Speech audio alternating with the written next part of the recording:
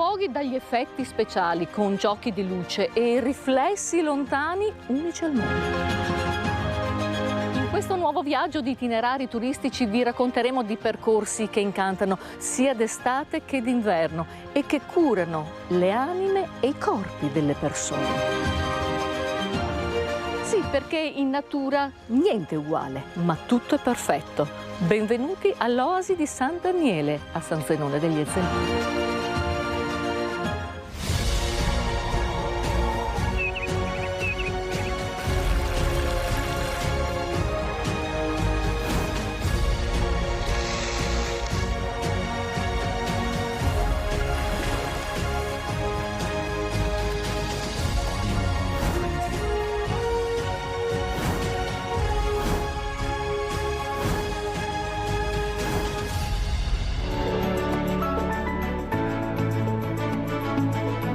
Ci troviamo nella frazione di Liedolo, nel comune di San Zenone degli Ezzelini, una terra ai confini tra Mussolente e Borso del Grappa, precisamente nell'Oasi di San Daniele, e ne parliamo con Paola Simonato, presidente dell'associazione Oasi San Daniele. Ciao Paola. Buongiorno Ida, benvenuta a San Zenone degli Ezzelini in Oasi San Daniele.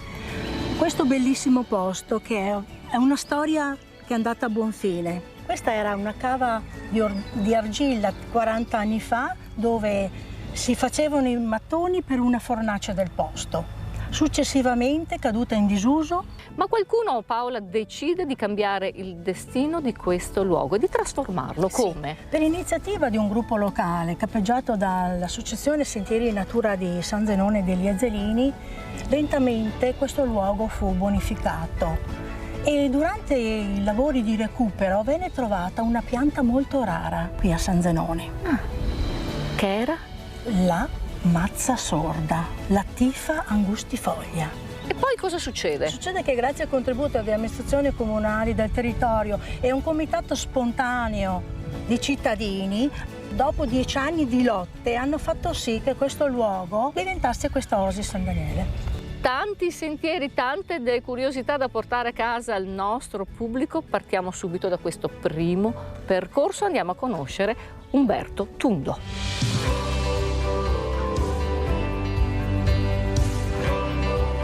Questo, Umberto, è il nostro primo percorso, un percorso ideale che unisce due fiumi. Esatto.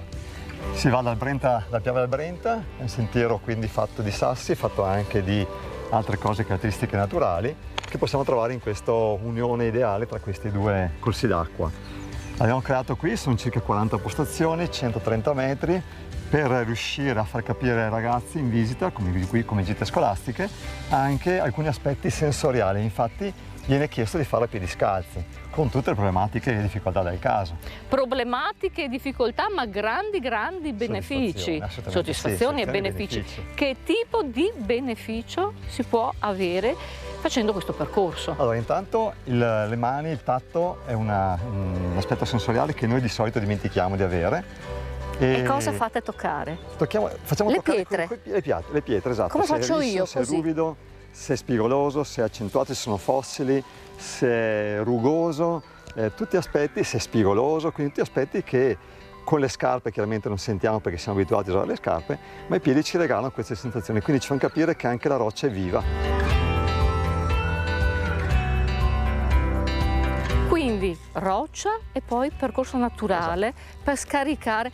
È corretto dire, se non ho capito male, che la roccia stimola le nostre sensazioni negative e anche i nostri malanni all'interno del corpo, li smuove per poi passare a un percorso dove c'è l'erba e, come si sa bene, appoggiando i piedi sull'erba, tutti questi mali vengono scaricati nella madre terra. È corretto? Assolutamente sì, anche perché i sassi, fin da piccolini noi siamo amanti dei sassi. E trovarli qua in questa situazione abbastanza curiosa in qualche modo ci fa tornare bambini. E comunque tutti i percorsi studiati.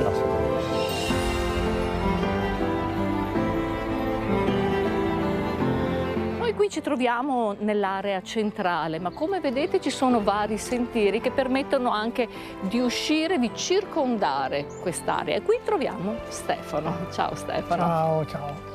Stefano, io ho visto anche molta acqua in questo oasi stagni come quello che abbiamo qui davanti. Sì, qui è presente molta acqua, alcuni stagni sono stati appositamente creati, questo per dare la possibilità di riproduzione soprattutto agli anfibi, perché gli anfibi sono un gruppo faunistico particolarmente minacciato non solo a livello locale ma anche a livello mondiale, a livello globale. Quindi l'importanza di creare degli habitat in cui questi animali possano riprodursi, possano svernare, possano trovare rifugio. Non solo anfibi ma anche uccelli, li sentite cantare, che bello! Certo. Uno dei pochi posti nel Veneto in cui avviene l'inanellamento. Sì, in questo sito è permesso questo tipo particolare di studio dell'avifauna in cui gli uccelli vengono catturati, sottoposti a una serie di misurazioni, vengono pesati e quindi gli viene apposto un anellino con Sulla un codice gambetta, unico al mondo su una zampina e vengono quindi liberati. È una tecnica di studio ovviamente completamente incruenta che fornisce tutta una serie di informazioni assolutamente preziose, soprattutto per lo studio delle migrazioni.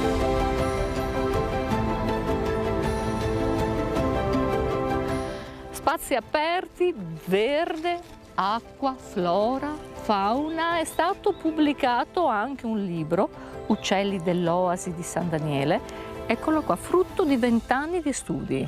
Sì, 20 anni di studio sull'avifauna di quest'area, sia con la tecnica dell'inanellamento, sia attraverso l'osservazione. È un libro denso di dati scientifici, ma anche divulgativo, adatto a chiunque voglia conoscere gli uccelli o approfondire le presenze avifaunistiche di quest'area. Qui vicino, in cui ci sono dei capanni fotografici che adesso potete andare a visitare. Dove troviamo Leonardo Visentin, che naturalmente ci aspetta. Certo. Andiamo. Buona passeggiata. Eccoci arrivati all'area di sperimentazione naturalistica. Abbiamo un po' il fiatone, sì, perché effettivamente l'area è molto grande. Naturalmente ci aspetta Leonardo che ci farà entrare. Un piacere. Andiamo Leonardo.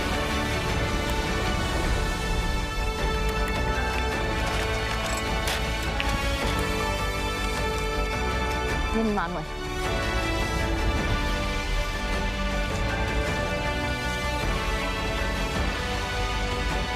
Qui ci troviamo al Petti, uno dei due capanni dell'Osi, capanno costruito come anche l'altro dai volontari che noi utilizziamo per ospitare i fotografi provenienti da tutto il nord Italia che vengono per fotografare gli uccelli, e abbiamo anche una specie che non si trova facilmente in giro, che è il picchio muratore, che è anche nidificante. Ecco, lì si mettono i fotografi, come potete vedere, dentro queste porticine.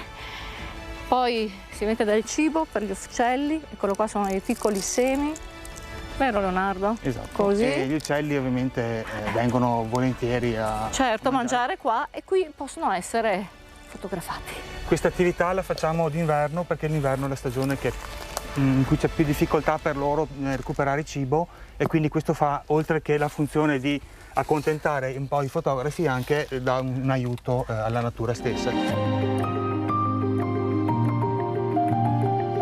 Questa è anche la casa di allocchi, gufi e civette, animali misteriosi, i rapaci notturni, che hanno una vita particolare, degna di essere raccontata. Ciao Matteo. Ciao Ida, ben trovata. Grazie. Lì abbiamo il nido di uno dei nostri rapaci notturni. Ma com'è questa vita misteriosa? È abbastanza misteriosa perché loro escono di notte al crepuscolo e quindi di giorno difficilmente riusciamo a vederli.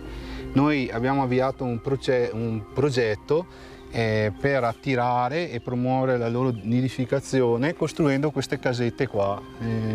Circa nel 2019 le ho costruite personalmente e le abbiamo piazzate con l'aiuto dei soci, e addirittura l'anno stesso dell'installazione della casetta abbiamo avuto le prime nidificazioni. di allocchi soprattutto. Ma noi sappiamo quanti esemplari convivono in questa zona? Come minimo ce ne sono 3 coppie all'interno dell'intera oasi. Molti non sanno, ma i rapaci notturni, soprattutto gli allocchi, sono dei grandi divoratori di topi, topolini, che sono molto dannosi all'agricoltura. Quindi sono utili per l'ecosistema? Sono utilissimi. Infatti riescono a divorare questi roditori e a tenere l'ambiente in equilibrio con le altre specie. Cosa può mancare in questa oasi? Solo l'hotel degli insetti, vero Nicola? Eccolo là. Eccolo là. È l'ultimo progetto, uno degli ultimi progetti che sono partiti qua all'oasi, e praticamente è un rifugio per ospitare gli insetti che impollinano i fiori e i frutti. Gli insetti impollinatori sono essenziali nella biodiversità proprio perché impollinano frutti, fiori e tutte le piante che hanno bisogno di ricevere il polline delle varie specie per produrre un frutto o un seme. Non solo essenziali, ma addirittura vitali. Vitali, direi che è detto correttamente, vitali. Lavori sempre nuovi e sempre in progressione qui all'oasi. Sì, non ci si ferma mai, siamo sempre attivi. In particolare ultimamente abbiamo creato il Sentiero dei Salici, che permette di raggiungere la parte alta con lo stagno basso che prima abbiamo visto, e con anche delle passerelle per permettere sia ai disabili e anche alle carrozzine, per bambini, per passeggini, di poter usufruire di queste oasi qua. Quindi un sentiero percorribile da tutti e 365 giorni all'anno. Noi rappresentiamo lo staff dell'Oasi San Daniele, vi invitiamo a vedere quest'oasi, a venire a vedere quest'oasi. Siamo aperti tutto l'anno, 365 giorni. Chiaramente se volete venire a vedere l'oasi con la guida è necessaria la prenotazione. Dovete fare la richiesta tramite il sito internet e contattarmi via mail o via telefono, via WhatsApp. La mail è info@osisandaniele.it e il sito www.osisandaniele.it. Vi aspettiamo! La natura non è un luogo da visitare, è casa nostra.